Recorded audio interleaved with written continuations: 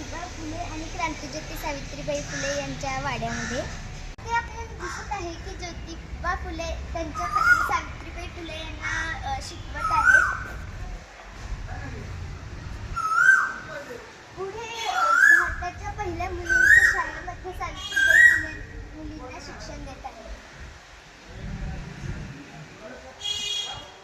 त्यानंतर ज्योतिबा फुले आणि सावित्रीबाई फुले यांनी मिळून विधवा विवाह या संकल्पनेला मांडलं आणि ती पुनर्विवाह सुरू केला. त्यानंतर त्यांनी आपल्या घरातली विहीर अस्पृश्यांसाठी उघडी करून दिली आणि सर्वांना पाणी मिळवले. महात्मा ज्योतिबा फुले यांनी संशोधक समाजाची स्थापना केली. गुलामगिरी या पुस्तकाचे लेखन केले. आता आपण पाहणार आहे महात्मा फुले यांचा वाडा.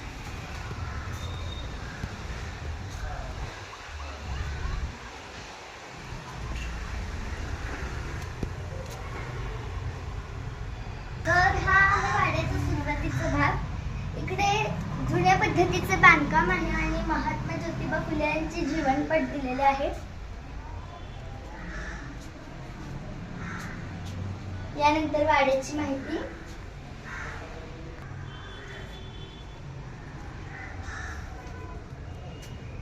इथे बैठकीची खोली आहे जी आपण थोडीशी आत आल्यावर आपल्याला दिसून जाईल.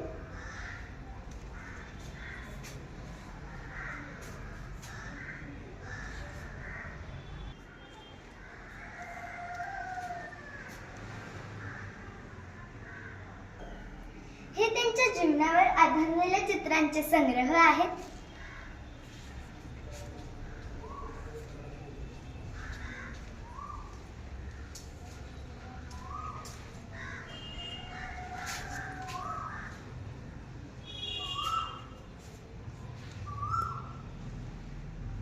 इथे त्यांना ज्यांनी ज्यांनी सहकार्य केलं त्यांचे चित्र आहेत.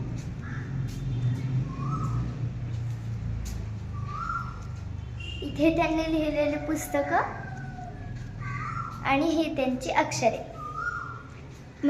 मोडी लिपीमध्ये. ही मराठी, ही मोडी लिपी आणि ही इंग्रजी हस्ताक्षर.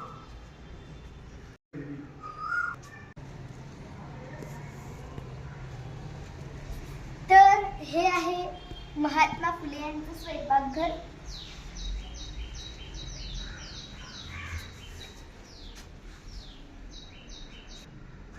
हे महात्मा फुले यांचं स्वयंपाकघर आहे आणि इथे त्यांच्या जीवनावर आधारलेले चित्रांचा संग्रह आहे.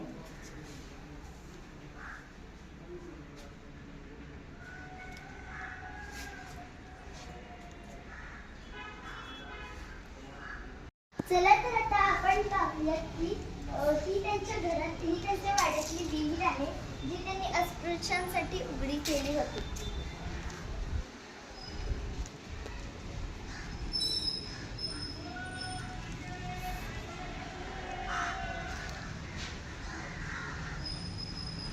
हे महात्मा फुल्यांचं अंगण आहे.